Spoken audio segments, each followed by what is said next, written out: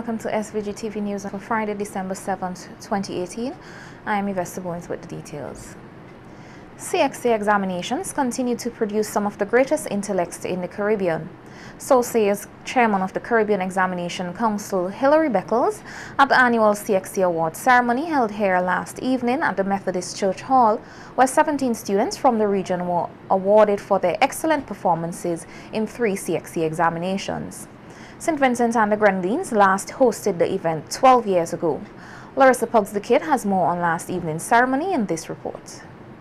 The 17 awardees came from 6 Caribbean countries, namely Antigua and Barbuda, Trinidad and Tobago, Guyana, Jamaica, Grenada, and St. Kitts and Nevis. They were awarded for their outstanding performances in CSEC, Cape, and CCSLC. Speaking at the awards ceremony at the Methodist Church Hall, Chairman of CXC, Sir Hilary Beckles, said that the region must be proud of the great intellectual minds CXC produces.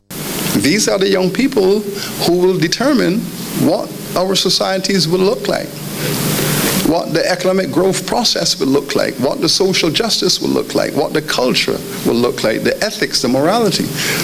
We are here, Reverend Joseph, we are here at a Joseph moment.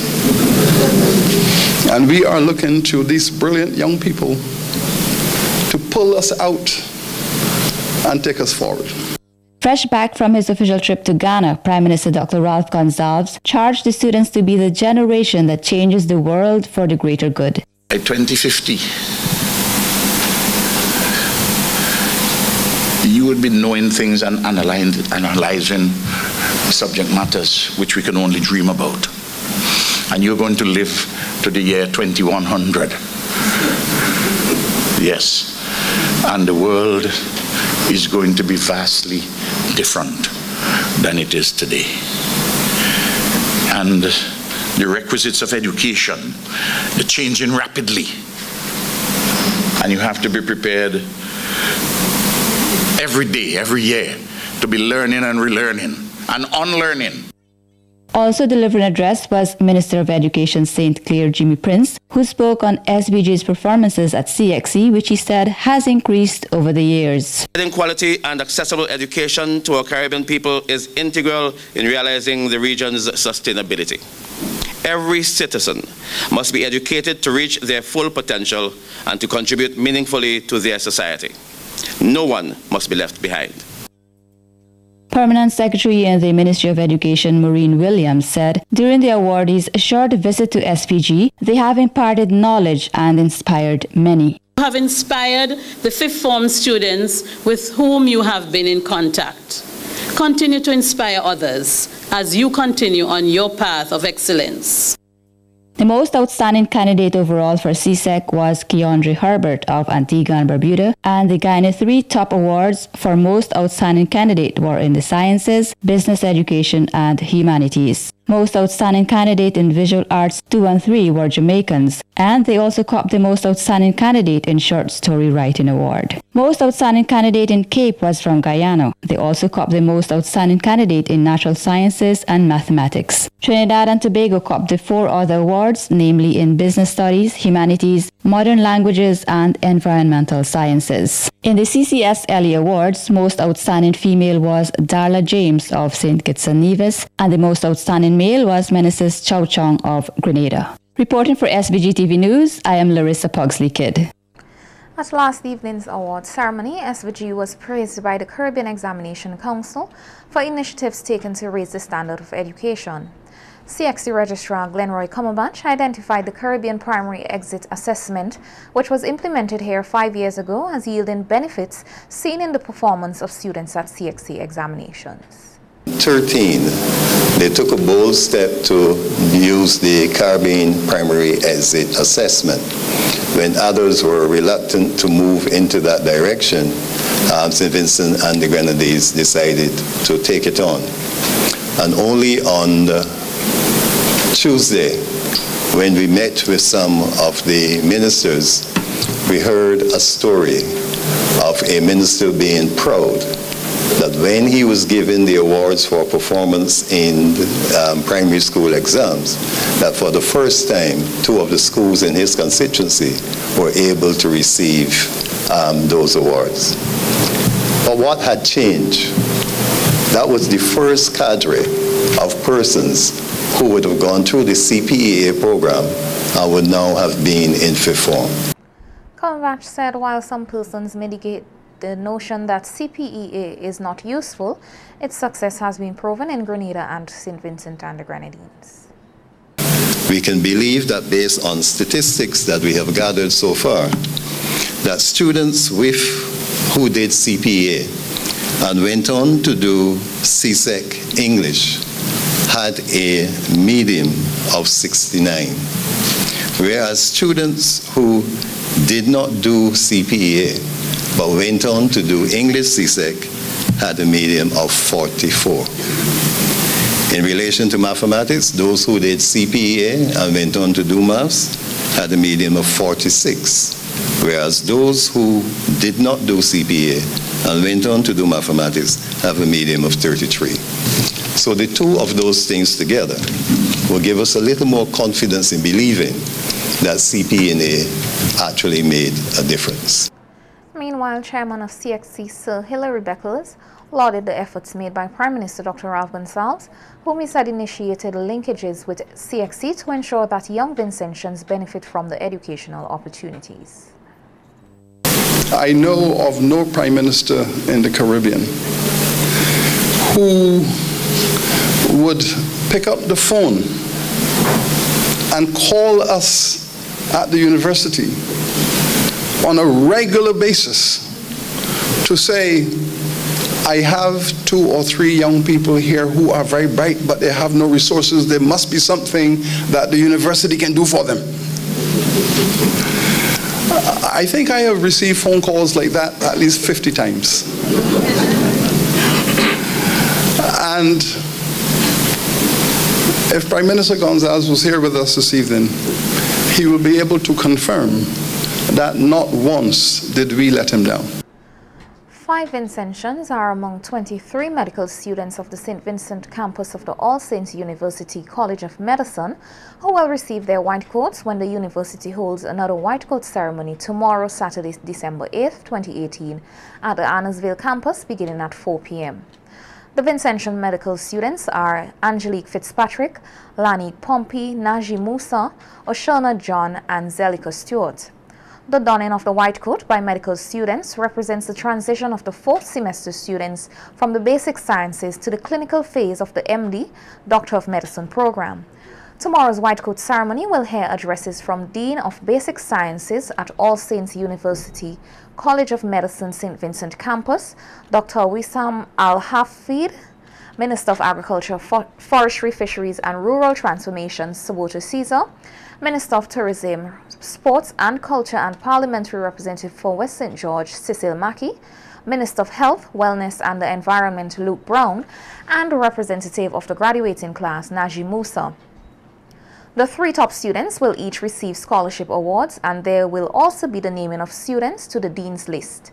All Saints University College of Medicine commenced operations here in St. Vincent and the Grenadines in September 2011 at Belair, with an additional campus established at Annesville in 2016. 4 senior positions in the ruling Unity Labour Party are expected to be filled at the party's 24th annual convention to be held this Sunday at the Camden Park Secondary School. General Secretary of the ULP, Julian Francis, told SVG-TV News that they are looking forward to the event, which he said will craft the way forward for the party into the next general elections constitutionally due in 2020. That is the chairman, the deputy chairman, the political leader, and the deputy political leader. So there will be elections every 2 years. By the end of the session, the public will know. So we have nomination forms, and those are done by the constituencies. Each constituency has 20 delegates, plus the officers of the party and delegates at large and political organizers, members of the parliamentary group. That's who comprise the convention. And apart from what is done by nomination before, there will be nominations from the floor entertained. The convention will begin at 9 a.m. with an open session to the public and a closed session in the afternoon when the internal elections will take place. Francis anticipates a good turnout and spoke of the main items on the agenda for Sunday.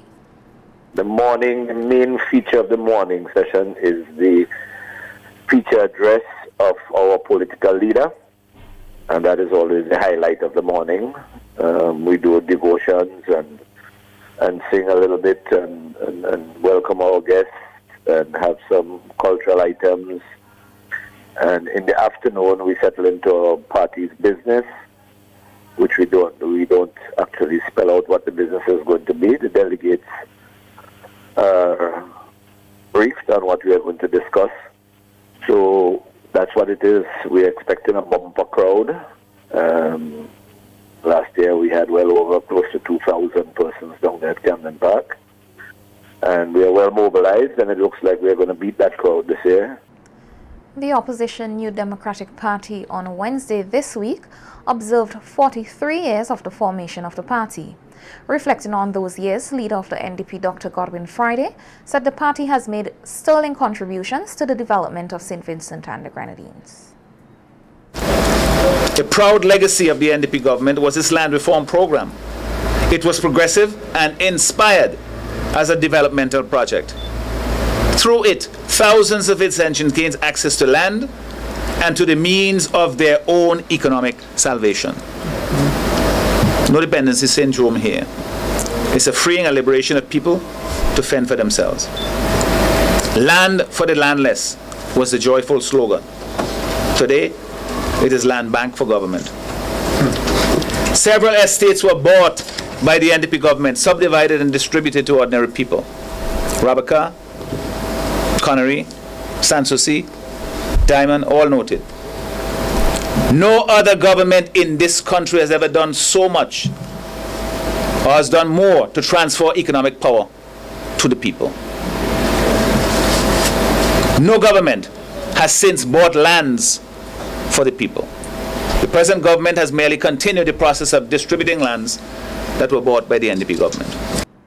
Dr. Friday said the struggles made by past leaders of the NDP should not be forgotten.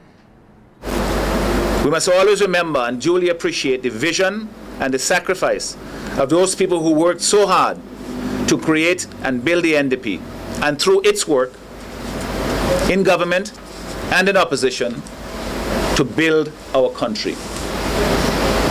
We continue to hold fast to our vision for our country, and as spelled out in the objectives we have espoused and pursued over the years. Looking forward, Dr. Friday said the NDP, once voted into office, will bring further development to SVG and listed some of their plans. We will ease the burden on taxpayers and invest strategically in capital projects through the implementation of a citizenship by investment program. Among other things, the NDP will make job creation a priority, construct a new well-equipped hospital, light playing fields around the country, and build a national stadium to develop talents, our young people. Revive agriculture, develop the enormous potential of our fishing sector, expand the cruise ship berths in Kingstown and construct another at North Leeward.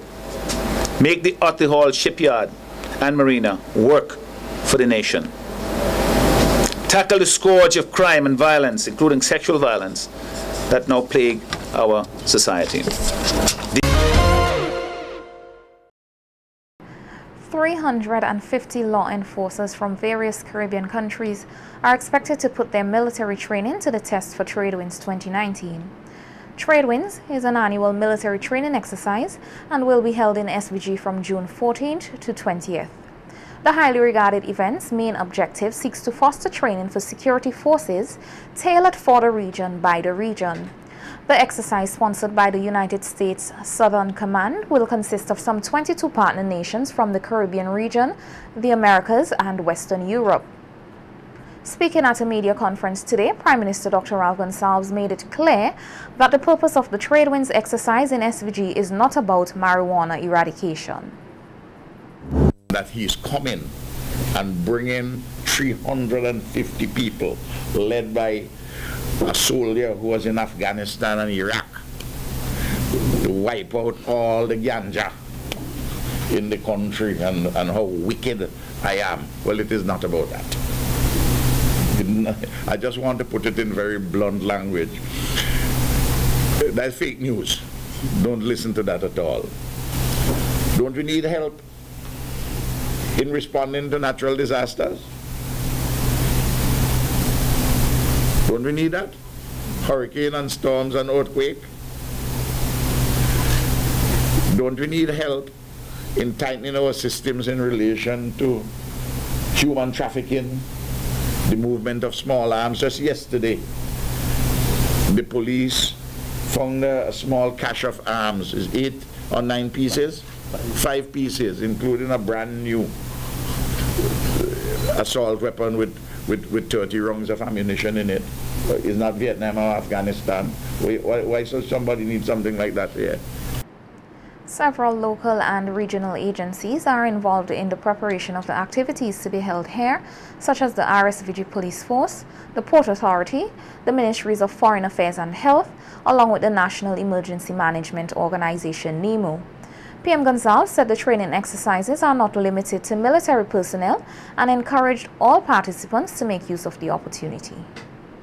To say to all the stakeholders, don't think that this is an exercise just for the military, for the police and the Coast Guard. No, it is for all the agencies we talk about. The National Emergency Management Office, for instance, they have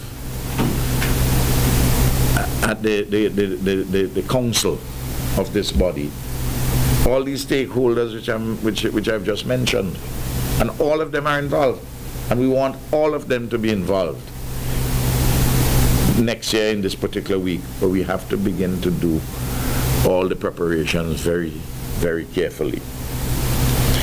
There's a local secretariat, and it is located at the Central Police Station, and the Deputy Commissioner of Police, Frankie Joseph, is the lead planner. But there are several other persons who are involved in this secretariat. The Prime Minister said along with boosting the capacity of local law enforcers, the Tradewinds exercise will leave behind a tangible legacy.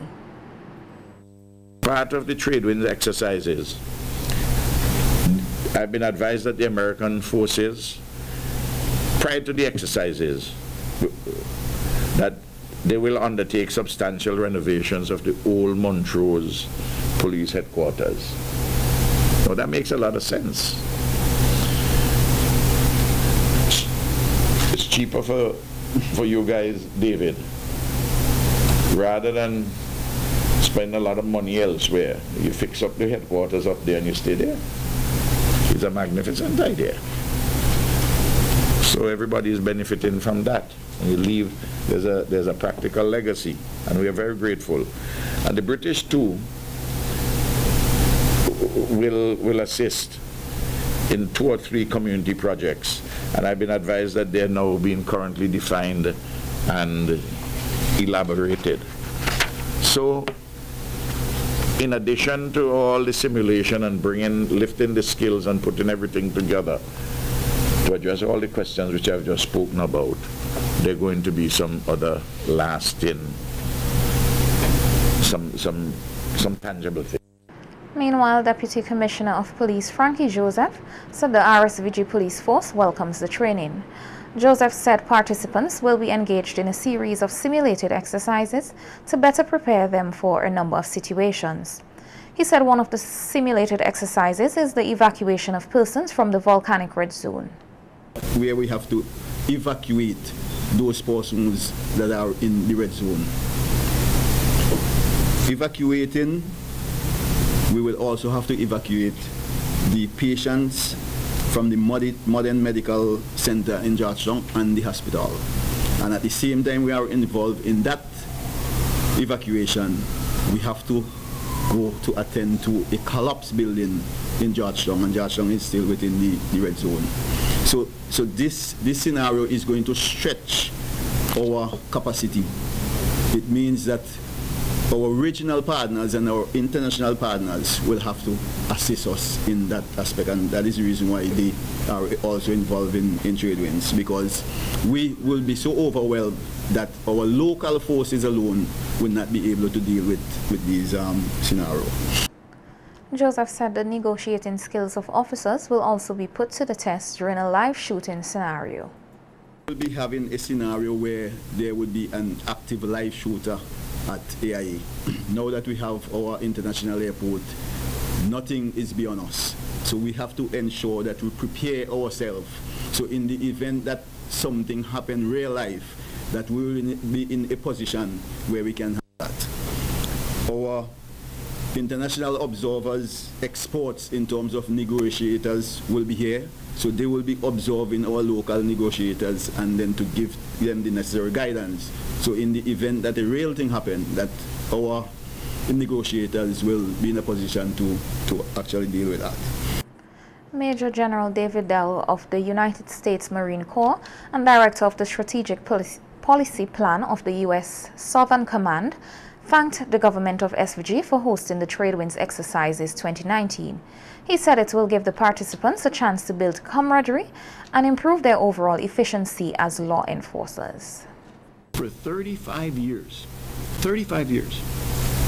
and it is exactly what the Prime Minister described. It is, if you like sports and you think in sports analogies, it's a chance for all of us to come together, to practice, to run scenarios that we believe may manifest themselves as real threats that may put our peoples in jeopardy, and then how we as professionals will respond to that. And we need that like any team needs it. But again, as you become a little more mature, that's a nice way to say older, you know, you begin to realize that perhaps the real value is it's a chance for that next generation of leaders to come together, agree on the values of who we are, how we serve together, to learn the perspectives of each other, and to establish trust so that when we respond, we are as effective and as efficient as possible to safeguard the lives and the well-beings of our peoples. Sheldon Bino, a 38-year-old resident of Victoria Village, has been listed as this country's 34th homicide victim. Bino was shot and killed in the Diamond area last evening. The incident reportedly took place in the same area where the police discovered a day earlier a number of illegal weapons. As we hear in this report from Larissa Pugs the Kid, the family of the deceased would like to see the killer or killers brought to justice. Information received about last evening's shooting incident in the Diamond area is that as gunshots rang out, many residents in the southern section of Diamond had to seek cover. After the area got quiet, residents discovered 38-year-old Sheldon Buster Bino of Victoria Village lying in a pool of blood on the side of the road. Some residents who spoke with SVG-TV News off camera today said that the shooting incident happened very quickly. They said that the deceased regularly visits the area and his Lyman spot is several blocks away from where he got killed. Over in Victoria Village, where the deceased is from, his father, Milton Alexander, said he would like to see his son's killer or killers brought to justice. Similar sentiments were echoed by other relatives. But it's a sad morning for us to miss my first son like that. We don't know more than him. We like to find out the justice. We like to get justice. We kill our son. It's hard feelings to know you have a son and just go down like that. Hard-working guy, friendly with everybody around in the neighborhood, loving, everybody praying for him. Why they have to kill him like that? We don't know. Only God alone could tell. And my father, first son, dead by gun. And my first son, dead by gun. It's not easy. I tell you. Some justice have to happen in this country. Too much of killing taking place in Simonson. We don't know what causing that. Something have to done in this country to stop this kind of crime taking place. I hope they will catch the person who killed my son soon. Soon. If you come, my uncle.